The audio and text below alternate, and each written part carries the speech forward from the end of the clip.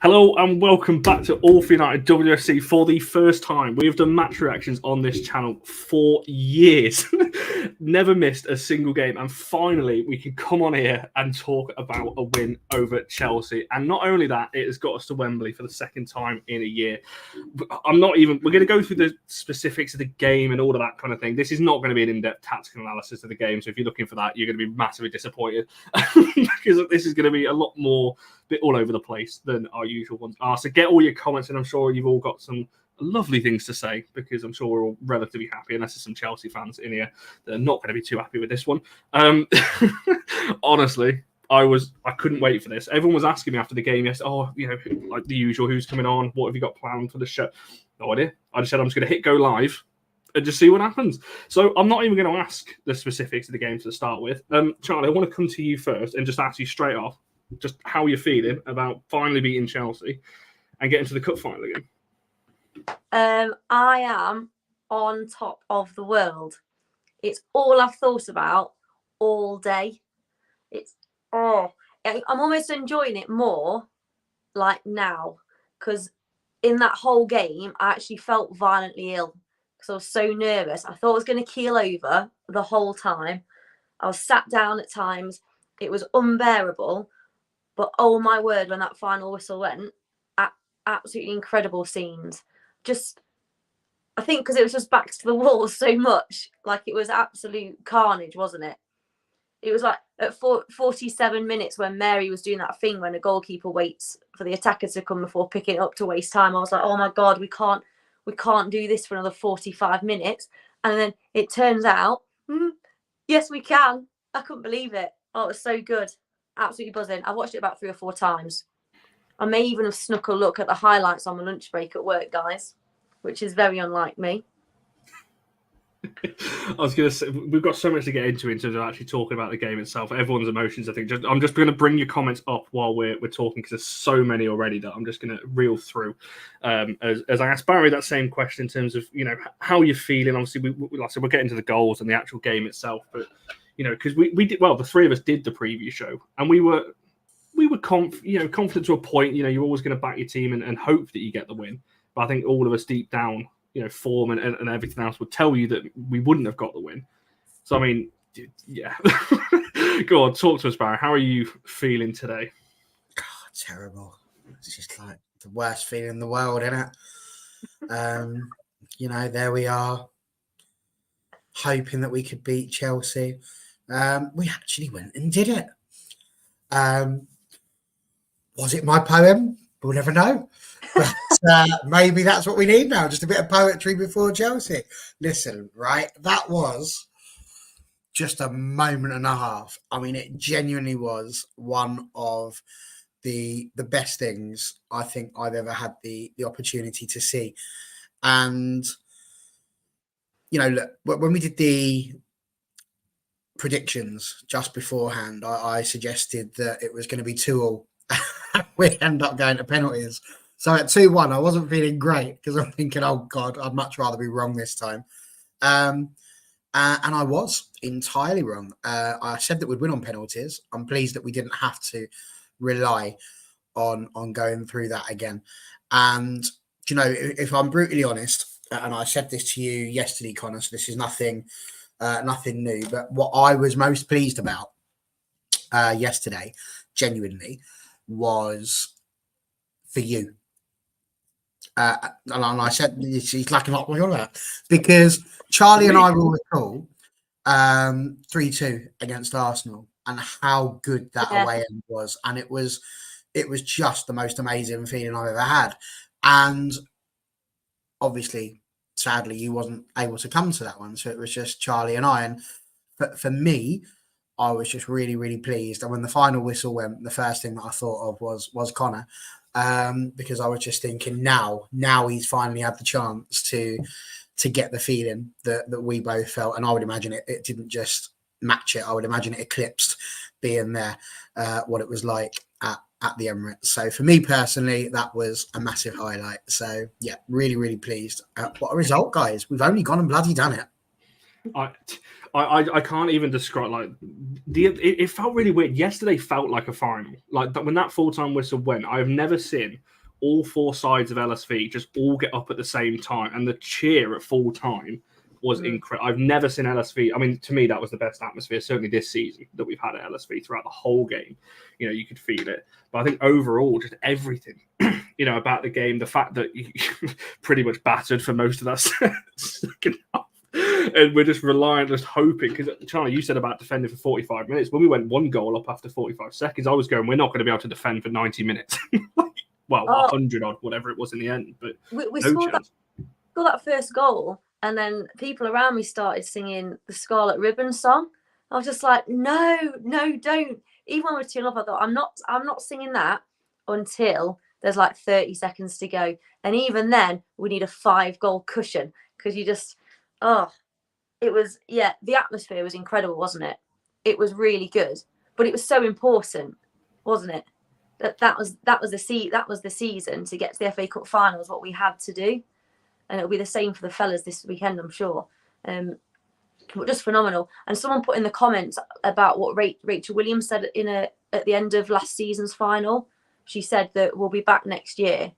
So it's quite nice and poetic that the Buffalo predicted what would be happening. Did you see her post-match interview? Absolutely phenomenal. They should get her just to do them every time. Honestly, I'm with Melissa as well. I don't feel like they've been, honestly, yesterday, it doesn't even feel like, I mean, I didn't get, it's not even been 24 hours since I've been home from it certainly feels like that.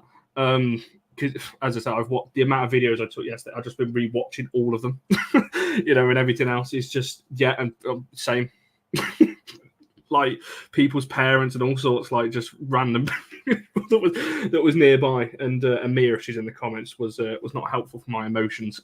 She proper set me off at full time. Obviously, loads of people talk about the interview that you just mentioned as well. Mary's interview as well actually was really good. It's worth noting on that, or the one she did for BBC. I thought she not handled, but she spoke really well, certainly in that interview.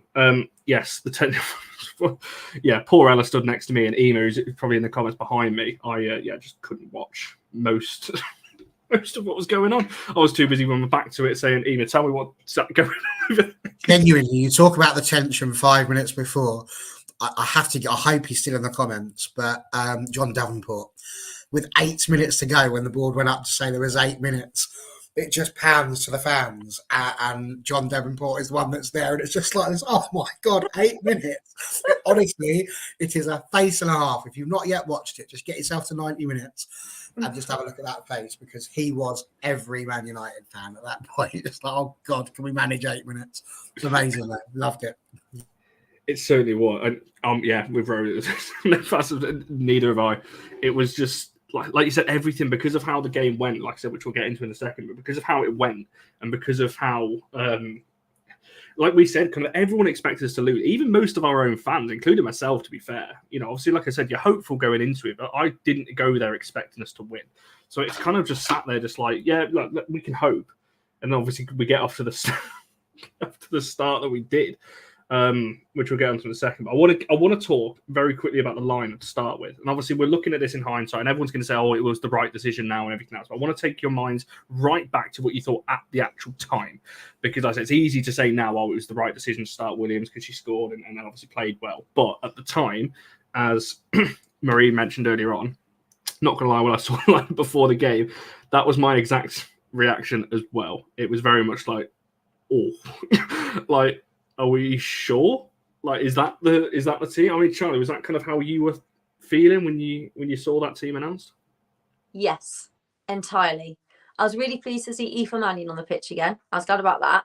And then I'm, the Tank's biggest fan is me, but also Galton's only recently back from an injury as well. So I was a little bit thinking, what the heck? But then people less emotional about it than me said, or maybe he's got that front three because he just wants them to harass the Chelsea back line, like bully them a little bit, be really physical, and that makes sense, really, doesn't it? Because that's what they did. That's what you get from them, don't you? Rachel Williams is gonna bully defenders, and Galton and Garcia will chase everything. And they were brilliant, by the way. I have to say, all three of them are absolutely incredible. But yeah, I was surprised because you just think you just expected, aren't you, to see like Jace, Paris, and one other, because that's a lot of what we've been seeing. So yeah, I was gobsmacked. But you got it absolutely right.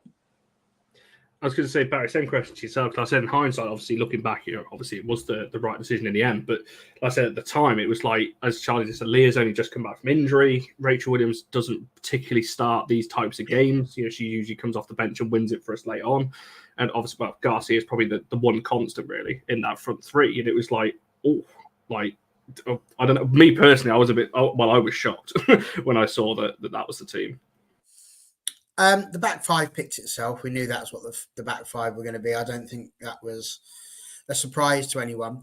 And what I will say is Aoife Mannion has been absolutely immense in the 2 games that she's played at right back, surprisingly so.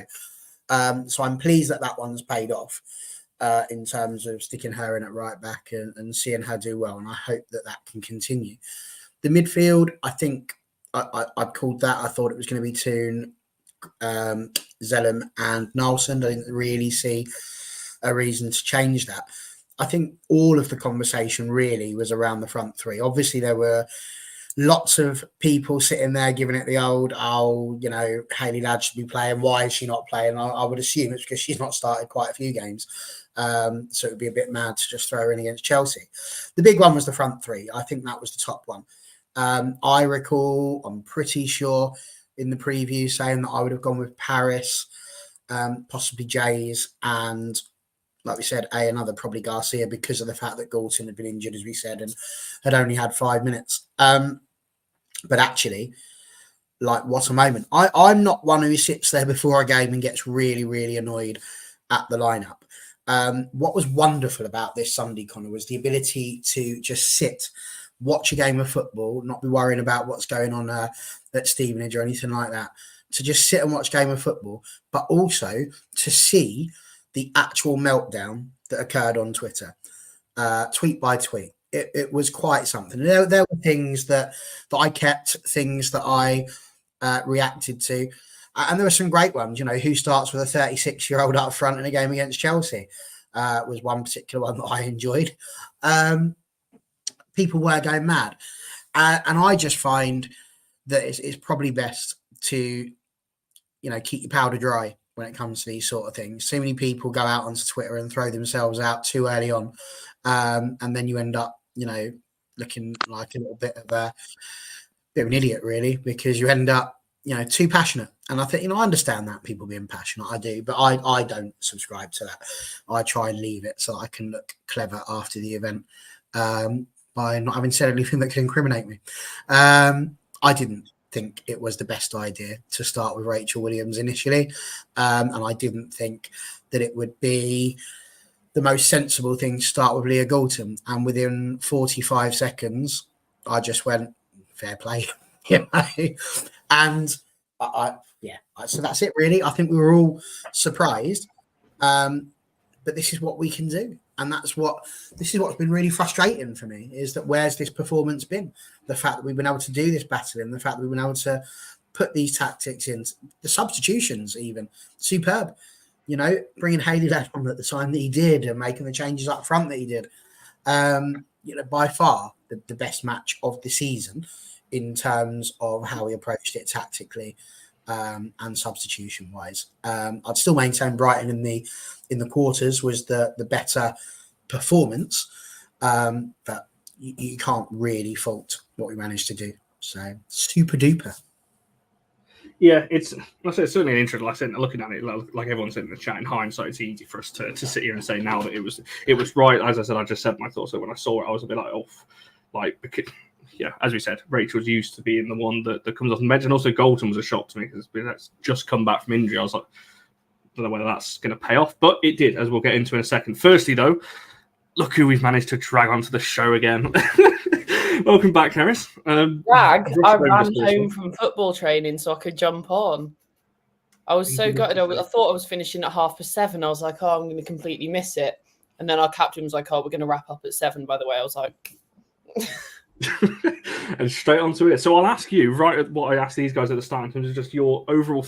We're going to dive into like the goals and things that happen in the game, but just your thoughts, the fact that we finally beat Chelsea, got to the cup final and things like. Because you were pretty speechless at full time. You kind of came over with me and you just didn't really talk. Yeah, I don't think I've never ever been that nervous in a game of football. So I was in the terrace as well.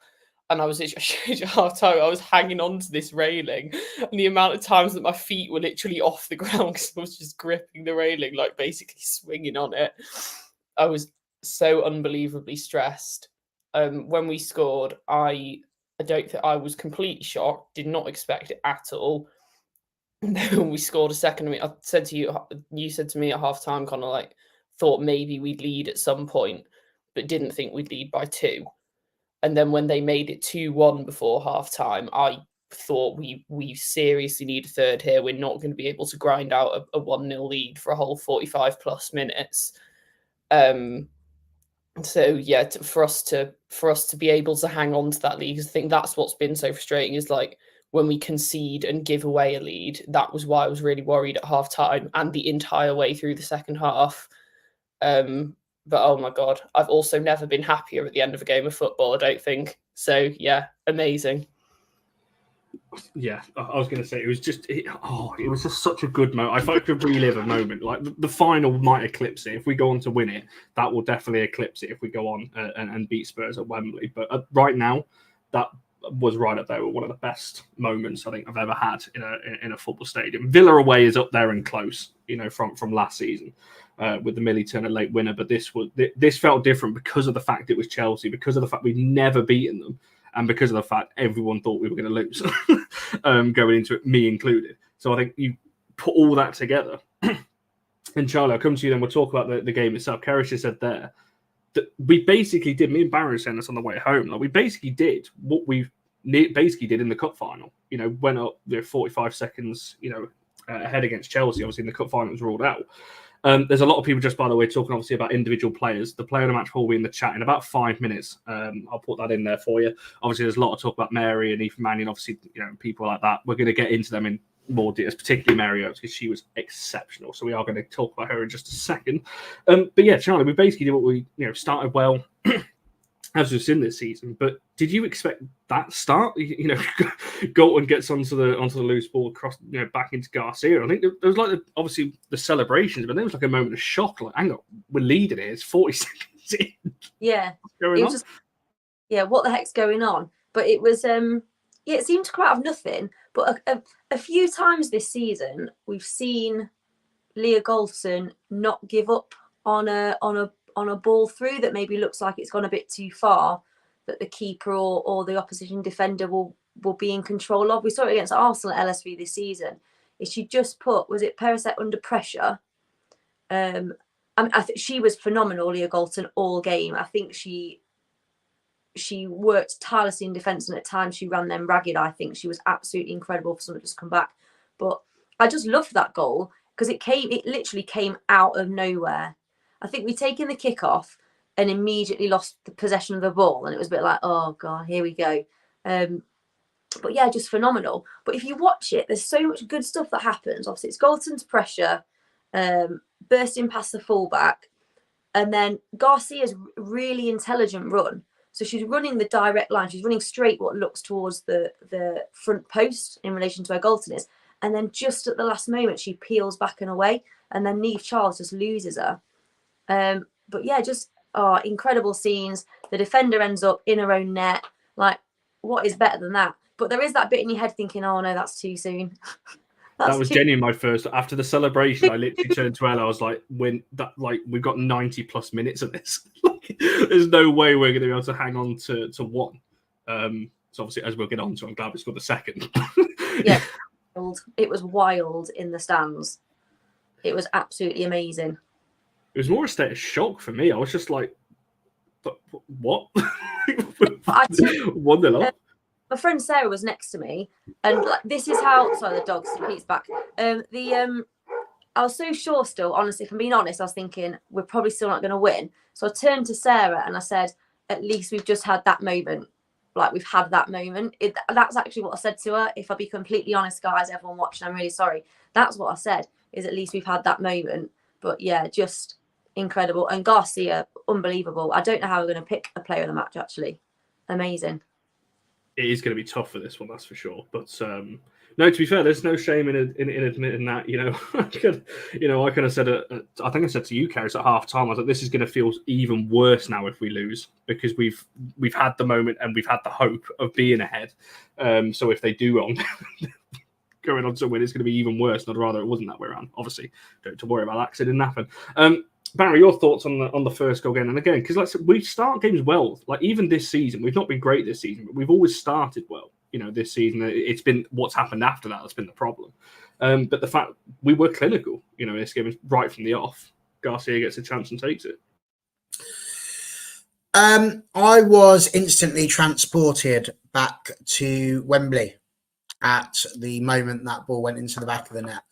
By which I mean, first of all, my panic was to just sit there for 30 seconds and hope that nothing was going to rule it out, so that we didn't fall into that old trap again. And then, of course, it wasn't, and it was a goal, and I was feeling obviously just delighted. I mean, how can you not feel good when your team goes 1-0 up? I didn't worry that we'd done it too early at all. If anything, I thought this is the sort of thing you need to do. I think if you can get at Chelsea and you can get to 3 goals ahead, which is not easy at all, but if you could, then you're in with a good shout, because it's hard for them at that point to come back and to get the way back into the game. So, to be honest, by the time the final whistle had gone, I was left sitting there wondering what might have been had Leah Galton shaved her toenails effectively, because if she hadn't been offside in that game, you do just wonder if we'd have been able to employ the tactics that we did yesterday at Wembley, but we didn't. For me, just a great goal, brilliant cross, superb header, and I think my tweet in response to that was, imagine starting with 2 left wingers. And it worked. So just fair play. Like you can't knock it within a minute, getting the ball down the left hand side and then just dinking it over. And again, like spot on, perfect position. Hannah Hampton had no chance. She was too busy working her way towards the near post, and she didn't have the reach. So unlucky. Yeah, I think no, it was such a brilliant start that I don't think anyone expected. That was the major thing. And I mean, I was the first one to be, when I was sat in my car on the way in, not driving, I looked at my phone, I was like, why are we starting 2 left wingers? And I was just there with my head in my hands like, oh my God. I know you guys talked about the lineup before I came on, but as I'm not going to pretend that I backed it from the start, because I didn't. I was really worried. And then, but credit where it's due, it worked really well. But I thought Galton, having just come back from injury, is absolutely was exceptional yesterday. I thought she was absolutely brilliant, and I think that's what we've lacked sometimes this season, is that killer instinct to just go, do you know what, if we can put a quick goal past someone and just completely knock their confidence straight away, that was exactly what was needed, and it was what we did. And also that set the tone for the rest of the match really nicely in terms of the atmosphere. I've seen someone in the comments talking about thank God it was played at Lee and not Old Trafford. And I actually think that's right, because that was definitely the best atmosphere I've ever experienced at Lee. And it was everyone who was there yesterday was a follower of the team. They weren't someone who's seen that the women's team are playing at Old Trafford, so maybe they'll go along because they've got a men's season ticket. It was people who have followed the women's team. The only thing I can maybe compare it to was when we beat City at Lee back in last May. But not even that can compare. I thought the atmosphere was incredible the whole time. The fans were incredible. And I think the early goal really helped doing that. It certainly did. You can hear it in, when you watch it back in the second half, the fans really getting behind the team, because they needed it. A lot of the players spoke about that after the game, you know, the fact that needed that kind of just to get them over the line, that kind of, you know, keep throwing your bodies in the way of it, keep doing what you do, like, and everything else. Yeah, anyone who saw, I'm not surprised, by the way.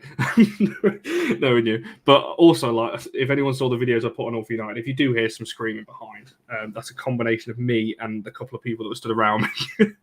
Connor, do you know you're visible on the match highlights on the BBC? Yeah, Jumping up and down. Me and Ellie, you can see jumping around. I know that because you can see on the. I can't remember whether it's the first or second goal. I think it's the first one. You can see me jump up and down, and Mia turns around like with her arms just out like that. So I just run straight into me. They must love it when they score a goal at LSV, because surely every time you jump up and down, that gives the floodlights a clean. You are terrible.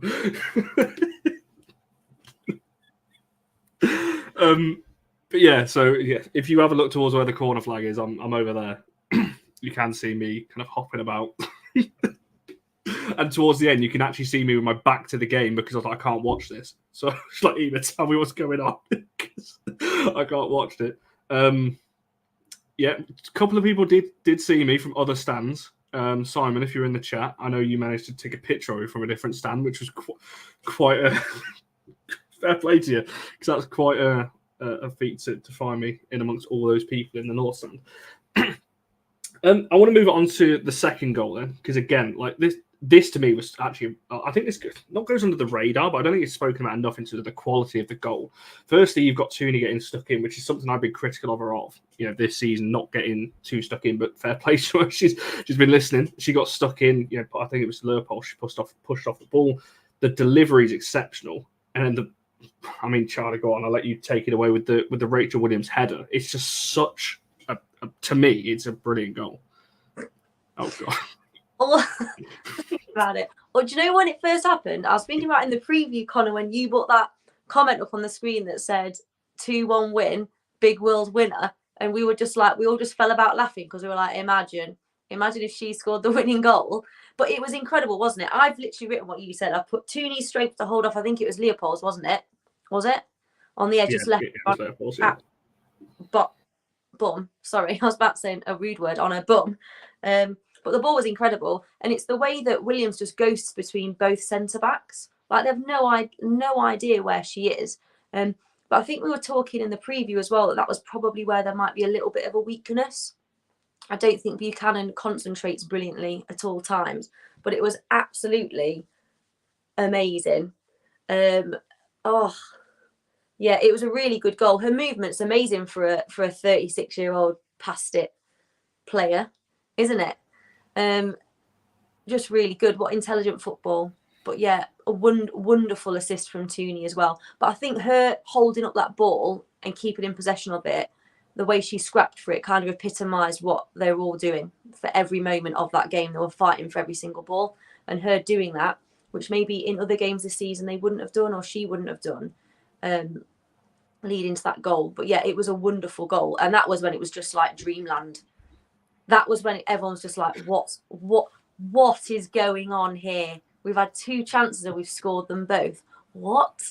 Like, absolutely.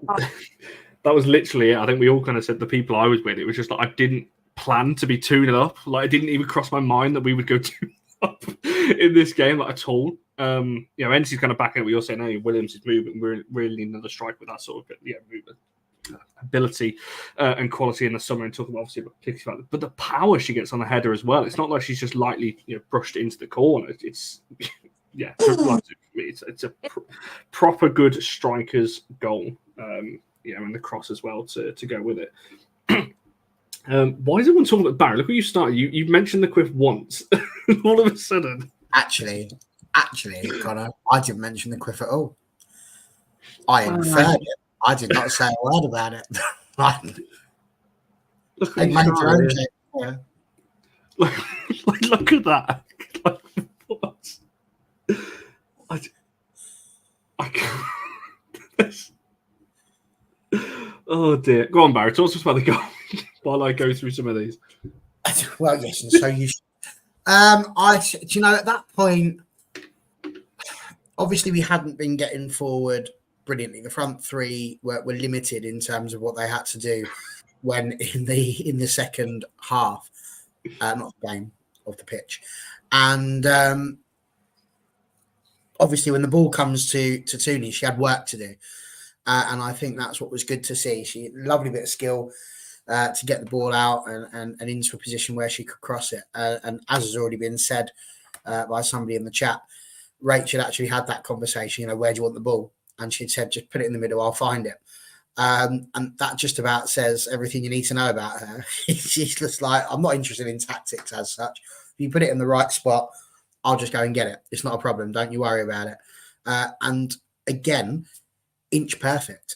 Like, she'd put herself in between the two defenders, the exact position she needed to be in. She gets in front of whoever it was and headers the ball into the back of the net. And honestly, it was just dreamland.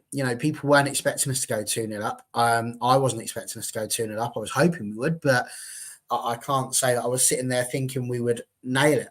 I've got to be honest, the minute that second goal went in, I went, can we go and get a third?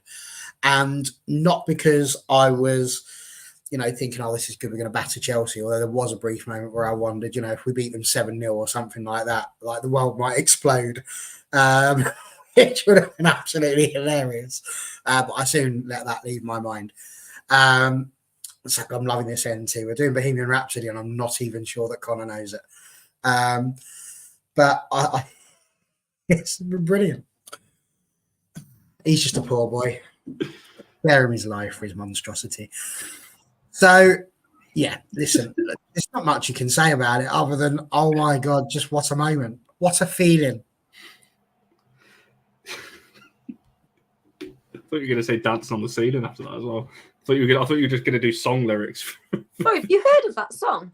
Have you heard of that? Of course he has. It's by Queen. Fucking Most underrated band in the world ever. And now feels like a good time to throw this in, actually, because Emily's popped this up about Connor, will you eat the proper way to celebrate the momentous occasion? And I can confirm that there have been conversations ongoing between myself and Connor's agent. And I'm going to put it out here whilst 126 people are watching so that it can never be not done. Should we win at Wembley, we are going to ensure, and Connor has agreed to this, and if he hasn't, he's about to, we are going to get video footage of Connor singing We Are the Champions by the greatest band from the 1980s, Queen. He can dress up as a Metallica fan if he wants whilst he's singing it, but he's going to be doing that. And we are going to have him eating a burger live on this channel with his hands, even if it's just a bite, should we win the FA Cup. So if he wasn't wanting us to win, that's everything you need. Get it out there. That's the team talk, because everybody wants to see that. I am positive that Rachel Williams, if when asked, what's the thing you would most like to see in this world, it wouldn't be world peace, be nothing like that. It wouldn't be save the dolphins. I want to see Connor eat a burger properly. That's what everybody wants, let's be honest. Do you know what? No one would have believed that. And then Ella's just completely outed me and just said, yeah, she was there. I can't believe this. Shocking. I said I'll have to have a few drinks though first, and then I'll do it. I don't know what your eye rolling me at, Kerry. So you're going to sing it as well? You're so dramatic. Have to have a couple of drinks before singing "We Are the Champions" if we win an FA Cup final. What? I mean, chances are they're going to play it anyway. I can't remember what they did last year or not. I'm sure they did. I try to erase that from my memory, to be honest. What happened after full time? No in between. No, Sean. Nobody wants that. It's going to be horrible. I don't know. Everyone wants that. I don't know what you mean. Can I just put a quick request in? If anyone's able to or has the wherewithal, I would love someone to put that Rachel Williams goal to My Heart Will Go On by Celine Dion, please. I love it when people do that. I still regularly watch the Millie Turner one from last season. So if anyone's got the ability, get that done. I actually think if My Heart Will Go On is going to be put to the music of anything, it should be the final whistle. So it should build up, and then when the final whistle goes, boom, yeah, because the arms do that. That's what everybody does. Honestly, it would be literally just like watching Jack and Rose pre-syncing. I can't remember what I'm hearing it. Should Has we? your cliff ever gone down like the Titanic, Connor? No, well, it used to be Just flat in up one school. morning, it's just flopped. Sometimes, yeah. Terrible. Anyway, Keris, what did you think about the second goal? I was just stressed. I was literally just. There's a reason that I didn't apply for press accreditation for this game, and that is because I knew that I would be exactly like I was. Because I was like, I cannot sit in the press box and write a reasonable match report while I'm watching this game, because I felt like I was going to combust. I've never been more stressed over a game of football in my life. But I thought, first of all, massive credit to our back line, right? I know Chelsea fans will talk about a penalty. That's football. So that's for me, having watched it back, could there have been a handball? There could have been a handball, yeah. But could we also have had several penalties against them? Could several other teams have had several penalties against them? Yeah. So that's football. So I 100% credit our backline. I think they were incredible. Earps was obviously, I should say, back five, because Earps was absolutely unbelievable. But yeah, I think the grit that we showed to kind of stick it out for that long was amazing, especially because after they scored, I thought this could be a little bit like sort of what happened at City. This could be a little bit like what happened at City, where sort of we concede a goal, and then even though we've been playing quite well, we go, oh, all right then, that's fair enough. We weren't going to win, which is what it felt like in the derby at the Etihad. Whereas we didn't do that. We actually went, no, do you know what? We're playing well here, and we stuck at it, and we got a result out of it. And it was a really gritty performance. It wasn't pretty football. There were several times that Millie just absolutely smashed it into the stands, and I was like, yep, I've got absolutely no problem with that. So yeah, really, really happy. You mentioned it there. I want to talk about Earps in just a second, but I do want to talk about something you just mentioned there about being, gritty and having that, I guess, extra bite in the performance. Because I said to everyone I saw pre-game, I said the same thing to them. I want us to. You never want to see players obviously go out and injure people and that kind of thing. But I wanted us to be a bit, I'm going to use the word, a bit more nasty and a bit more show a bit more aggression. I think Mary actually said this in our interview, that we've not been aggressive enough this season. And that's what I wanted us to do, because far too many times we go up against Chelsea or City or Arsenal, whatever, and just get bullied off the park, whether that's physically, mentally, whatever. And yesterday, what I liked is the fact that we didn't. We were getting stuck in. Charlie, I think you said it backstage. Zellum's pulling Lauren James's shirt back in between the first and the second goal. Not letting them have that extra inch and letting them get a foothold in the game. Fair enough. We take the yellow cards, and when you watch it back, yeah, a lot of them are yellows, fair play, because they're tactical fouls, a lot of them, and that's fine. But that's what I wanted to see us do, is get stuck in a bit more and show that result. So, Charlie, I don't know whether that's something that you noticed in the game, the fact that we were able to add that side to our game. And also, again, not saying it's a good thing, because it's really frustrating when it's against us. But, there was a bit of time wasting going on from us. We saw a lot from Mary, whether she was injured or not when she went down. I think she probably was the first time. The second one, I'm not entirely sure. Not going to lie. I don't know, Mary, if you're watching this. Sorry, maybe you maybe were genuinely injured. I don't. It's hard to tell when goalkeepers go down when the team is leading. But things like that, something we've been saying all season, we want us to do. Other teams do it to us all the time. And sometimes there's nothing wrong in not being the nice team all the time. Yeah, particularly the teams that are at the top of the table, they do it often to take the sting out of a game when they're a bit under the cosh. They do tactical timeouts, and we've talked about it a lot this year about how annoying it's been and why don't we do that when we're under the cosh a little bit. And we were doing that, and I think that was the right thing to do. We can't, if your favourite way of setting up and playing football is going to actually be of benefit to the team you're playing, because you're going to be attacking and you're going to push players forward, it's going to help the opposition team. You need to find another way around it. And yes, I'm glad we were doing some, not fouls to injure, but the cynical ones. So early doors, when and I thought Zelen was brilliant, by the way, against Cuthbert and Lauren James. All three midfielders were. When Lauren James got round her, and she wasn't going to catch her, and the defenders were standing off a little bit, not sure whether to come or not, I was just screaming, take her out, just take her out, take her out. Because this early in the game, the referee will give a foul, but she won't give anything else this early. And she didn't. And she stopped Lauren James, who then overreacted, and then probably herself was also looking up to get a yellow card. And I think we were saying we just need to, a bit of what Mike said. I know I can't say it on the show because I don't want it taken off YouTube, but he's right. Just wind them up and make, when that game finishes, they make sure they're aware that they've had a game of football against you. They feel it. That's what we needed to do. We needed to do something different, because everything we've tried before, against Chelsea in particular, has not worked. And they love their free-flowing possession-based football. So we need to intervene with that. And I agree with Keris. Every time Millie Turner booted that ball into Rose Ed, that was getting as big a cheer from me as anything else, because it was stopping them from getting a foothold. Things like whenever there was a dead ball situation, just being irritating. Like, it wasn't our dead ball situation, but our player was picking the ball up. Just be really annoying and get under their skin, because that's something that the other sides do that we haven't been doing, and it worked this time, didn't it? I think that there was multiple cases of it. He's talked about, just being a bit, like you said, not letting them have it all their own way. There was a couple of corners that Chelsea had in the first half, and Blundell did it a couple of times, and Mannion definitely did it, just walking right behind the corner taker all the way to the corner flag, and then obviously retreating back into their position. Little things like that, like you said, so they're not, having everything their own way. Someone's mentioned I guess, call it what you want, the body check that the mayor did on Ramirez. And yeah, to be fair, looking back, if you're being impartial, that probably is a yellow and probably is a foul. That's fine. It's definitely not a red. People have massively blew it out of proportion, I think.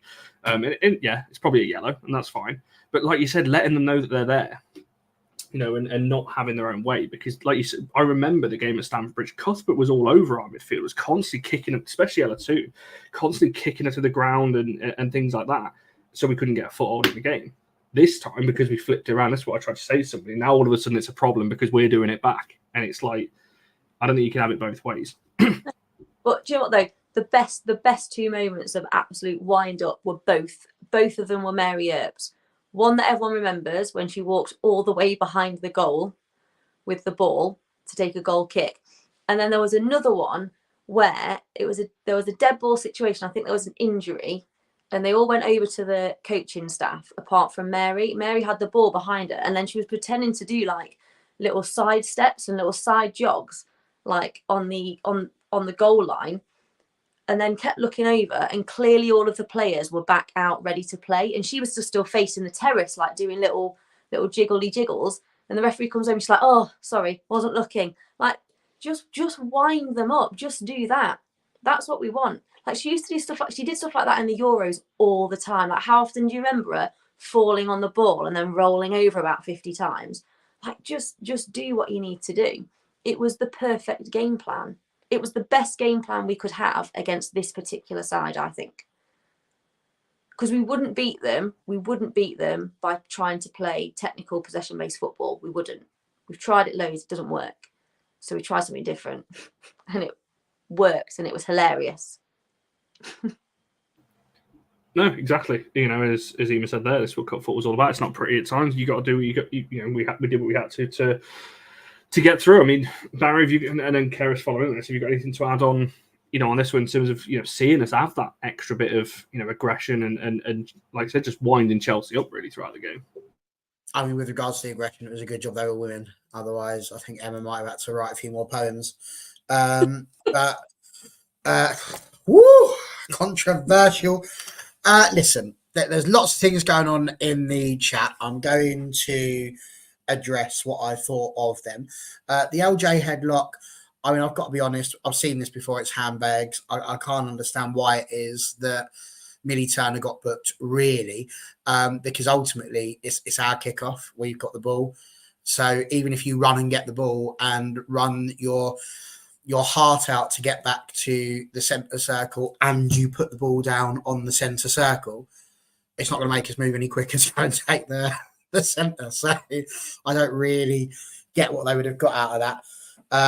What was quite funny to watch Millie Turner stick the ball up the back of her shirt and sort of go, I don't know where it is. All right, yeah, and then run towards the centre circle before she could be booked, and then she was. But again, like Charlie says, it's winding them up. They've just scored a goal. They're thinking they're going to get another one before the half time. And there we are, just absolutely winding them up and not letting them have it all their own way. So that was superb. The body check, see, I'm not sitting there watching that and thinking to myself that that's the world's worst foul. That's just two people running into each other. Like, she did, absolutely, she did give it the shoulder, I think, when she came over to talk to the bench. And she said, you know, it was just one of them. And that's what it was, just shoulder to shoulder. I'm not sure it was a yellow. I'm not sure it was a foul. I was pleased that was just given, because I think that's just football. If you can't challenge in that respect, then, especially off the ball, I don't get it. There was two things that happened in the area. There was one for a push. Do you know what? Same thing again there with the push. People are saying that she's pushed this 6 foot whatever absolute glamazon of a woman who's just hit the deck. I'll nick that from the WWE. I can't claim that's mine. Beth Phoenix, that's what she used to be called. But it's a good way of describing her, because she's a unit. And honestly, she's been pushed over by the equivalent, glamazon, by the equivalent of the female me in that respect, And the push wasn't hard. She hasn't sat there and when you push, you see, when you push, your muscles there was nothing there. Now, that either means that May Letitier's got no muscles, and I don't believe that, or it wasn't a very big push. She's gone up in the air to head the ball. Yes, there was a bit of a push. I actually think that was the right decision. The one that they should have had that was an absolute stonewall penalty was Katie Zellam's handball. There was nothing she could have done about it, but the arm was out by the letter of the law. That was absolutely a handball.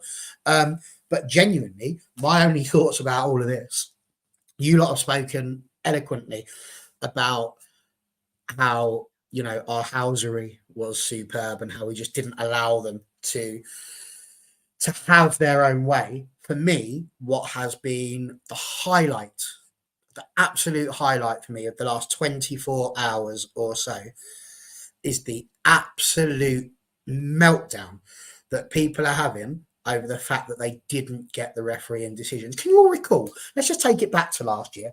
I can remember Kingsmeadow. I distinctly remember watching Nikita Paris get wiped out twice in the penalty area, and neither hide nor hair was seen of a penalty being given. And all I could hear from Chelsea fans, and I include my good friend Rob in this one, was, it wasn't really a penalty, was it? The refs made the right decision. Absolutely nothing. We've been doing it, and all ever goes, you can't blame the ref, you need to be winning the game. So all I'm going to say here to the Chelsea fans is, you can't blame the ref. You should have won the game on your own terms, but you didn't. So yeah, have some of that. No, I agree with you on all of them, to be fair. And I think, like, the penalty that you're on about the handball, I literally called that in real time, because obviously where I was stood, I'm directly behind where Zell was. And as he was, obviously, Ema and Ella were just like, no, I didn't hit her hand. And I'm like, I think we've got away with that, because that looked like a handball to me. Doesn't have a very good poker face either. Like, if you when you watch it back, she looked guilty, didn't she? Like, straight away. Like, she just looks right, the referee, like. But it's exactly like Barry said. The thing is, it is a handball. It's a handball, isn't it? There's nothing she can do about it. But that's it, isn't it? You make it too subjective if you start to go, could she move on? It was a handball. It stopped the ball from going where it needs to go. But how many times this season have we had to accept dross like that? There was also Barry at Kingsmeadow last season when Onabaje was taken out mid-air, which would be a red card in rugby, you might remember. And we're told, sorry, I think I put Paris down for both of those, but you're right. It was Batier and Paris, wasn't it? They killed her. But yeah. Yeah, no, exactly. Someone's just put... Andrew's already answered the question. Thanks, Andrew, for that. And yeah, you only have to go back to West Ham a few weeks ago. Had a perfectly good goal disallowed against Chelsea in that game. West Ham score that, they go a goal. Who knows what happens there? And Chelsea maybe don't go on to get the win. Therefore, they're not joint top of the table with obviously level points with Man City at the moment. So it swings and roundabouts. I don't think there's any agenda against Chelsea, as I've seen made out. It's just poor officiating. all round. Everyone gets it. We've had it this season ourselves against us. It just happens, at times throughout the season. If refs were in our pocket and in our favour, we'd be a lot further up the table and on a lot more points than we're currently sat on right now. That's for sure. Keris, if you want to answer, there's so much there to cover in terms of those, I guess, flashpoints, if you want to call them that, the decisions there. But also, showed that extra grit in the game. Yeah, I mean, I was really happy with the way before. I would have loved it if we hadn't done anything even vaguely questionable or physical. We hadn't needed to do that to win the game, but sometimes that's the way games are, and that's the way cup football is. And do you know what? I think if the men's team had won a game like that, nobody would have a problem with it. I think there is a real issue with people going, the women, they're committing fouls. It's like, yes, they're footballers. Sometimes you commit fouls, sometimes you get sent off, sometimes you get booked, sometimes you get away with it, sometimes you concede a free kick. I think the main thing is, Kuda's just said it in the chat, more of the story is WSL refs need to be better. Obviously, this was the cup, but yeah, it's not that there is no team this season that's not had poor decisions go against them. And it's as we've all said, like, it just comes around. I can never get that het up over a referee. I'll get annoyed, like if someone's pointed out, if that handball hadn't gone our way at the other end of the pitch, I would have been furious. But I would have also said, a bit like the Aston Villa thing in the Conti Cup. Yes, it was annoying. Yes, we got knocked out of something that wasn't our fault, but we should have won our games. And Chelsea can't exactly claim that they didn't have other shots and other chances to win the game. I think they had I can't even remember what it was. I was looking at the stats on BBC last night and just laughing my head off because I was trying to explain the game to someone who hadn't seen it. Yeah, I can't read that, Charlie Matt, so it's not good enough. 26 shots. Exactly. So 26 shots. I said Ten Hag did the team talk, didn't I? I said, but it's the same as exactly the same sort of logic that I applied to the Villa game or the Villa Conti Cup kind of debacle is what Chelsea need to be applying now. It's like, yes, maybe something unfair went the opposite way that could have changed the outcome, but you know how you also could have changed the outcome, scored some goals.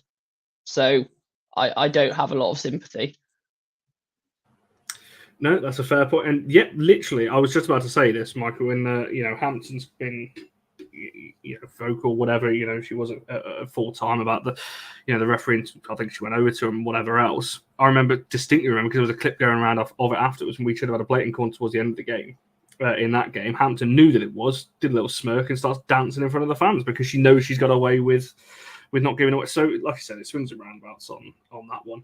You bring up the stats. That's, like you said, when you look at the stats, like 70%. See, like you said, 26-5 is it shots wise? Like I think it's 9 on target to 3 or to 2, something like that. Like it is a proper snatching from our point of view. That to me makes it better because it shows how well we defended.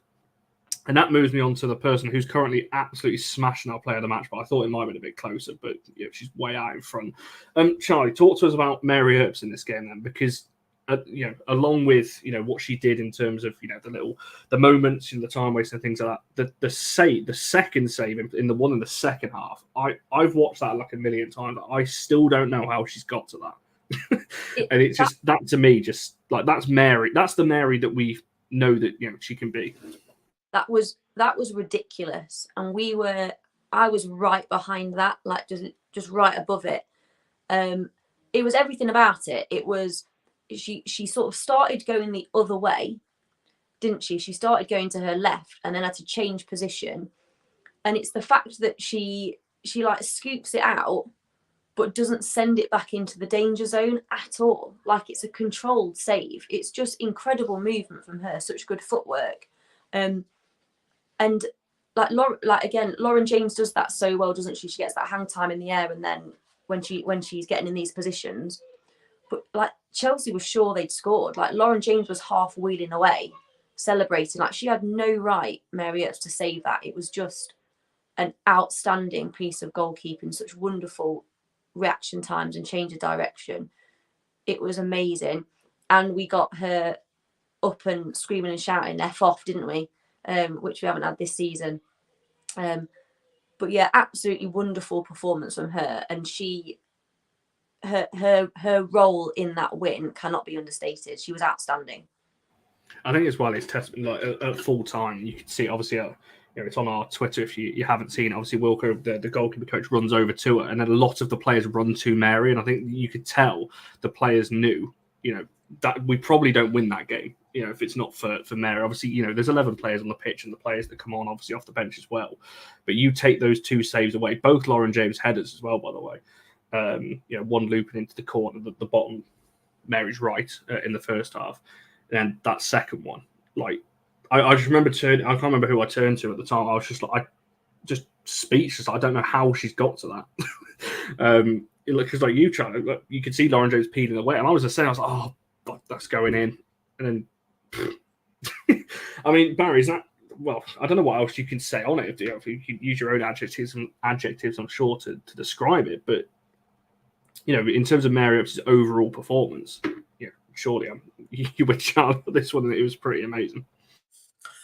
Well, we've already seen, I think it was Dave in the chat giving the old, I don't want to hear about Merps. Do you know what? Honestly, that was her performance, I would say, not just of the season, but of her time at Manchester United. That, for me, is the seminal performance, the one that when we look back over the career of Mary Earps, especially at United, and we start talking about where she was brilliant, this is the first game that's going to come to people's minds, the game against Chelsea, where she absolutely owned it.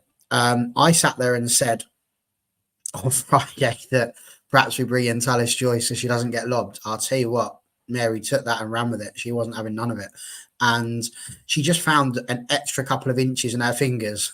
I don't know if she'd got herself on the rack or something, and just stretched her arms out a bit. But like it was just remarkable. Like you see the ball going in and you think, oh, done it. And then just out of nowhere, she claws it out. And the sad thing for me in the first half was that she turned it round the post with an absolutely outrageous save. And again, I said to you yesterday, Connor, for me, I was sitting there thinking, if we make it to half time at 2-0, we're going to win this. I don't see Chelsea coming back. But if Chelsea can nick one before half time, then I'm going to panic a bit because they'll think it's only one more goal. They're going to come out second half and they'll just do what Chelsea do. And she made that save and I was just like, oh my God, it's brilliant. We're going to win this game. It's superb. And then within about a minute or two, Lauren James has smashed one into the roof of the net and it's 2-1. I felt for her on that one because I felt she deserved better than to have made such a wonderful save and for that to happen. It was unreal. It really was. And I have been critical of the way that she's been. I've always claimed she's the best in the world. When people have asked me to name a player, I've not shied away from putting her there. Let's be very clear. My issues with Mary Earps were always with her attitude, and her attitude at the beginning of this season was not acceptable. It wasn't good enough. The attitude that she showed in this match, the way that she was with her colleagues, the way that she was with the fans, the way that she was with everybody, it was like having the Mary Earps of last season back. And that was just far and away the best performance that I've ever seen from Mary Earps in any shirt of any type. It was phenomenal and fair play to her. Yeah, I mean, Keris, what can you add on Mary's point? Because someone's just made a point as well about, the fact we didn't play out from the back much in this one. Every time it went to Mary, it went long. Pretty much from every goal kick, set play, every time it was passed back to her, whatever, every kick went long. And that was clearly obviously a tactic because you don't do that. You don't switch it up, in the way that we did from that one. But yeah, have you got anything to add on Mary's overall, I guess, performance and things that you noticed in the game that she did that made her stand out so much on that one? I mean, that comment's brilliant, but I mean, there's not much I can add other than it was exceptional. I mean, her saves obviously kept us ahead, kept us potentially in the game. Because my worry was I always thought, and I pretty much stand by this, I thought if they equalise, they'll win. I thought that if they equalised, they'd then take the momentum from that and win. So I think it's fair to say her saves sealed the win. Right. and they were absolutely. I mean, standing behind it, I was behind the goal, and it was the one in the second half particularly was absolutely unbelievable. Like, is one of those things you'll really remember. But yeah, I mean, I was really, really glad to see us not playing it out from the back, because I was stressed enough. I think I might have died if we'd been trying to do that. Like, I couldn't have coped. So yeah, I thought we were pragmatic or like practical is maybe the word that I would use yesterday. Like, we played directly, and that was what we needed to do. We needed to take the game to Chelsea, because ultimately we were going into a game that almost everyone was betting against us. And we had absolutely nothing to lose, really. We had a place in the final to lose, but most people were counting it as already Chelsea's. So why on earth not take the game to them? Why not go for the throw in the opening minute? So yeah, it was fantastic. Just, I think generally our sort of style of play was really well suited to the game. And, you know, credit where credit's due, to Mark Skinner. You know, he clearly did something really, really good yesterday. And I think we've talked a lot about, are the players playing for him or are they playing for each other? And it's quite hard to know. But, you know, I was watching reactions at full time, and there were very few people who didn't seem genuinely happy to, you know, go over and give him a hug. And obviously it's a big occasion, but, you know, that was good to see. So I'm hoping it's the start of sort of a turnaround in the kind of mood and the general sort of attitude.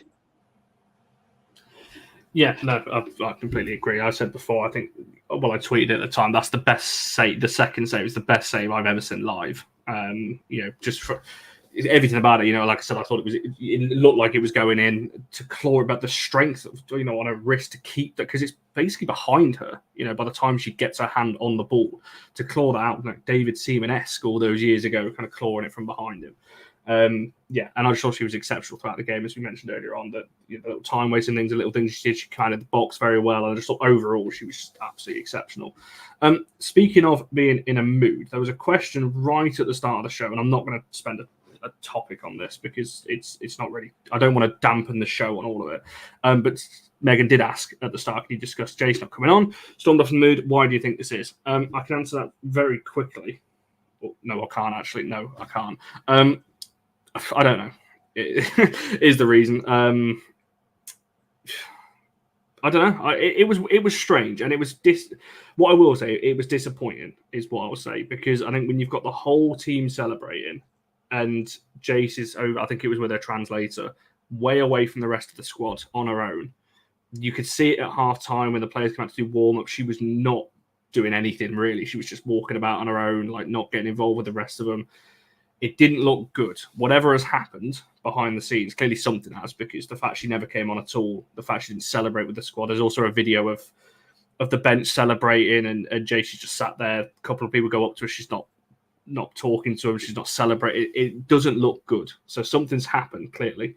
But yeah, it's a bizarre one, especially when, you know, I compare it to like Mallard, for example, a player that we got on loan. She's won the Champions League a million times. And you look at what it meant to her, you know, running around the pitch at full time and that kind of thing. Yeah, it's disappointing, I would say. But I will say we don't know what has happened behind the scenes to make her feel like that. So, yeah, we'll see. We'll see on Sunday whether she's back in the squad or not. Well, I say back in the squad, back playing in the squad on Sunday. Yeah, there's a lot of comments I agree with. I just don't want to bring it on screen. And yeah, that's the other thing. I think when you've just got to the final, it's a weird thing to put out, I think. Genuinely, for this one, I just think all I would say is you look at that squad and you look at how delighted they were. Gabby George has been injured for the vast majority of it. Emma Watson has been injured for the vast majority of it. Well, mind you, we talk about how well we played the dark arts. Clearly, her coming back has had a lot to do with it. She's obviously become our new defence against the dark arts teacher because she's done superbly there. But you look at people like Melvin Mallard. She's not had very many games.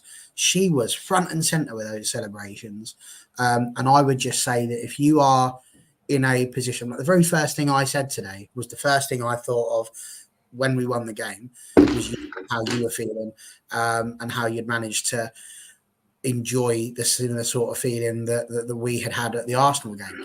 And I just think if that's how you're going to choose to behave in the biggest result that we have probably ever had at this football club, it's a bit of a slap in the face, really, to everyone else. And to be honest, I don't really care what else has happened and what's gone on with it. I think if that's how you treat your friends and people that are your comrades, your colleagues, your peers, it's not great. So, I think you're right. Let's not spoil and dampen the mood with that, but it hasn't impressed me. And I think I'd be starting with 2 left wingers for the rest of the season, if I'm honest with you.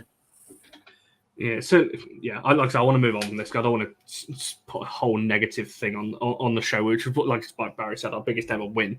And I said, obviously, getting to the cup final, I don't want to spend any more time talking about the negative thing there because it's not worth it. That's it. Maybe after Spurs, if next weekend, not the final Spurs. I'm talking about next weekend's WSL because the WSL's pointless to us now, really, in terms of those kind of games there.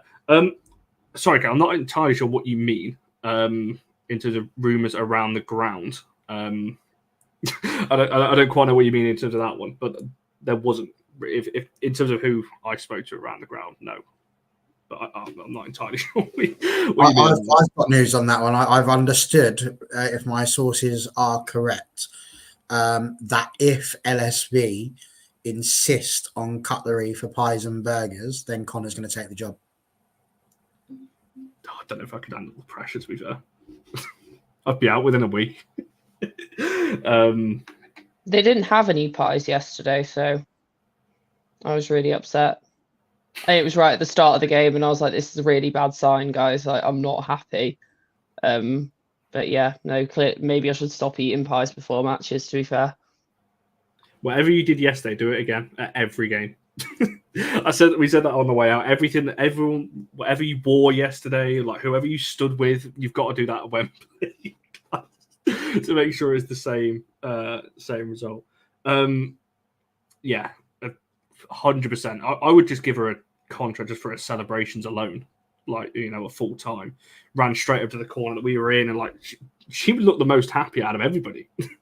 The fact that we got to the final, like absolutely love her, and she was really good when she came on as well. I think it's underrated what she actually did when she came on, and could have had a goal as well for that kind of long range efforts. I think that Bruno style effort. I think you said this, Charlie, backstage talking about that one that just went past the post. Yes, inches on that one. I think someone's made your video for you, Charlie, so you can go and watch that after someone's already done it, I think, if that notification is correct on that one. But yeah, there was a couple of other questions. I said Memphis, I'd come back to this in terms of Jade. I don't know. And I'm genuinely being honest, I genuinely don't know. I was always under the impression it'll be towards the end of the season. I still think it might be a risk for her to be actually playing. But you never know. Maybe she'll be back soon, I think. But I was always under the impression, as I said, it would be towards the end of the season. Granted, this game, the final is 2 weeks. It's the second to last game, so maybe, she might be. You know what? Actually, she might be actually. Give or take. But with the form that Eva Mannion's on, would you risk it or not? I'm not so sure you would on that one. There was another question, very brief. There's a couple of questions I just started. I just want to get through them very quickly. This one, in terms of what everyone thought on Grace's Instagram story, some people find it disrespectful. This sounds really harsh. I know you've asked the question. I really don't care what Grace does. I don't think she's going to be here next season. And if she wants to support Spurs in the final, which is clearly what she's doing, she's playing there all season. She's going to support them, isn't she? So, is that what she's done? She put a post out saying she wants to support Spurs. Yeah, she put out a can't wait to cheer on the girls at Wembley kind of thing, like come on you Spurs, which to be honest, I can understand it. She has played such a pivotal part in their campaign of getting to the final. What's she going to turn around and go sod you lot? I've got you to the final. I've got you to the final. Now I hope you get battered. Yeah. All I'd say in response to that is you're going to have to cheer them on, ain't you, love? Because you're not going to be playing. Yeah, I feel for her a little bit because she has been their best player this season. But yeah, it's what it is. And yeah, like any player, she's literally been playing there all season. she's going to want them to win. I don't see it as a big thing, to be honest. It's not a thing on that one. There was a question about Earps. So what everyone think with a contract? I honestly think it can go either way. I really don't know. I think it's good that we've not heard anything on it. Because I think we did so many shows at the start of the season leading up to January, we were getting a bit tired of there was always noise around her and reports linking her to somewhere and things like that. And then follows up to say a post-match interest happy, but then you hear it said something about having a great 5 years here. It sounded like a bit of an end. Maybe, and if this is a farewell tour, as people have been putting in the chat a bit earlier on. Do you know what? If her attitude and her performances continue on the way that she did there against Chelsea, I've got no problems. Again, it's just the attitude. If the attitude remains as the professional that she's been all the way up to the start of this season, bloody amazing. Keep it going. Yeah, that's it, yeah. So I guess we'll wait and see. But I think at the moment, there's a lot of players' contracts I'm a little bit worried about. Maybe one of them, but we shall see. We'll probably have another show on this closer to the end of the season on that one. Right, what's the time? 1:15. Yeah, maybe. And things like that. There's not that many top tier teams looking for goalkeepers, though. That's the thing. That's why I've always said I don't know where she would end up going if she is to leave now. There's not that many other teams out there. But there we are. Right, I want to come to player of the match. I've come to it a little bit earlier than usual, but I want to kind of ask you in terms of your thoughts on the players that are on the poll. So, Charlie, I'll come to you first because two of the players you've already mentioned, Garcia and Leah Galton. Obviously, Earps we've just spoken about, but Aoife Mannion as well. We put on there today. Like I said, that could have been anyone. That there was so many players. There's some shouts from Letitia earlier on. She could have been on there. Rachel Williams as well. Obviously got the goal, had a good performance. Yeah, so if you want to speak to us who your player of the match is, and just speak on those other performances from those other players. Leah and Lucia, I think, were brilliant. I think they ran the channels around the lines really, really well. I think they just worked tirelessly, and we needed that. We needed players that were going to just run and run and run, didn't we? And they worked really hard. They defended brilliantly as well. I think Aoife Mannion's return to full match fitness can't be understated either. I think she's such a leader and she's such a calming influence, and you need players like that around the team when the stakes are so high. And they got very little joy down her side of the pitch, I feel. She's got 2 pretend knees and she was still running the show. She was absolutely incredible. And her coming back when she has, I think, has been ideal with the injuries we've got in the back line. And like you said, I think there's loads of other players that there is an argument that they should be in there. But I did vote for Mary because I think those 2 saves she made is really in the end what won us the game. Because I think if it had gone back to 2-2, it could have been a different story. And I just think her performance, her game management as well, it was everything. It wasn't just the saves, it was the mentality, it was the game management, it was the knowing when to sit down and fake an injury. It was like you said, she mixed it up. It was the going long. I think her distribution was so much better in this game as well. Arguably, perhaps because she had target players to aim for. But yeah, for me, it has to go to her. But I think every single player put in a really, really good performance. I'm not saying the football was outstanding necessarily all the time, but I think the mentality and the level of performance and commitment and desire to win from all of them was incredible. But Mary, for me, those 2 saves were just out of this world. I think I said this on the TikTok review I did. I just like player of the match, everyone, because at that point, and it could be. There's like I said, there could be a lot of players that we put on this list. Barry, who would you have gone for your player of the match? I completely disagree with what John's just put there, saying he thinks everyone was equally brilliant. I don't think that's necessarily the case. I think some are more brilliant than others. I think May Letitia deserves a shout out. I think she was superb there in a side of her game that we don't always see. So I thought that was brilliant. I completely adored how Aoife Mannion performed at right back. I think she was absolutely superb. There's got to be a shout out for Leah and Lucia as well for how they performed up front, and Rachel as well. because it was interesting to see how they'd performed. I had a few possible players of the match or people of the match. One was this young lady here. I don't know if you can see her, just sat right at the top there, hiding behind her phone. But the pure joy, the pure absolute joy as she's filming there. That in itself was quite a moment. But I think Connor's been waiting for this moment more than anybody else, because you'll have noticed a lot of times I brought up Connor eating a burger. And for the first time, it's not going to be him. The person who took that photo of Connor eating a burger seems to get away with things quite a lot. But he was involved in this picture as well. And look, here he is. Look at the pure, unbridled joy there of Mr. Andrew Wall, right at the bottom there. Not to mention the joy of the chap just above Andy Slater there, who could have been me if I was about 6 foot taller. So, yeah, absolutely amazing. But my player of the match was Mary Earps. I thought she was superb. Fair play to her. Was that Mike above? It is Mike, isn't it? I really hope you're still in the chat, Mike. He's just proper doing it. It's amazing, that. I've got to be honest, you look very different, Mike, to the last time I saw you. But yeah, Andrew, pure joy. And I think that if you remember the last time we played this, it's great, isn't it? The last time we had a game like this was the Arsenal one.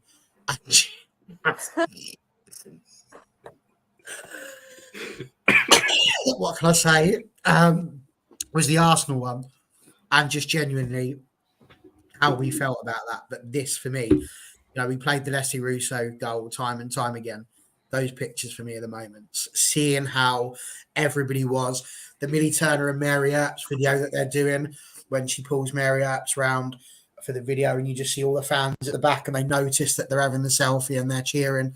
Honestly, the bit that I love the most, and really the last thing I've got to say on everything that happened yesterday, is it has been an absolute nightmare this season. There's been so much negativity. You could see people painting signs and all sorts of things like that before they got to the game yesterday. The absolute negativity that's been around this club, of which we've been a part of at times, because we found it difficult this season as well. But genuinely, to have something as positive and as brilliant as this to try and end the season, I think is just absolutely wonderful. And I think it was so needed, because if we'd have come onto here today having lost that match, I dread to think actually what this show would have been like. The fact that we've been able to turn up, have a laugh, enjoy each other's company, take the mickey out of how people look when they're cheering. Superb. And I'm absolutely delighted. I'm glad there was no cameras on me at the end of the game, because that would have been horrendous. My final thing, no, I'm not motivated for the Spurs game. It's a month away. It's going to take a while to cook that up. But yeah, I think honestly, Becky's saying you don't think you'd have been able to watch if we lost. I don't think I'd have been able to host it if we'd lost. That could be Charlie's doing some marketing there for the Barmy article. I've just noticed. Just strategically place them like on camera. First official fanzine, women's football fanzine. Here it is. That's made by the guy. Someone in the comments said, "Who's that Prince Harry in the cap?" That's Andy Slater. He's the guy that does these. They're super good. Keris, go on, give us your player of the match and what your thoughts were on the 4 that we put on the poll in the end.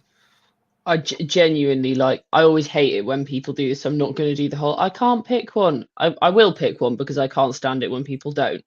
But it is really difficult because everyone was brilliant yesterday. Everyone gave in. Everyone on the pitch gave a massive effort. And the four that we went for, I think I think 3 out of 4 of us picked the same 4 players, but still we could have probably had most of the team on there without too many complaints. To be a bit different, I'm going to go for Leah Galton, because I think coming back from injury, the shift that she put in, the creating a goal within the first minute. If you had told me that someone would be making us a goal in the obviously Garcia scored, it was the cross from her was exceptional. If someone had told me yesterday that someone had whipped up a goal in the first minute for us, and I would be debating whether to give them man of the match, I would have bit your hand off. So yeah, I'm going to go with Leah Galton for me. Leah's a good shot. And like TJ said, her tracking back, she was a lot of occasions. Her energy and effort for someone who's just come back from injury was exceptional, because I think we struggled in a lot of games with wingers not tracking back, and it's left the fullbacks really exposed. So I was so happy with how she played yesterday, and it was brilliant.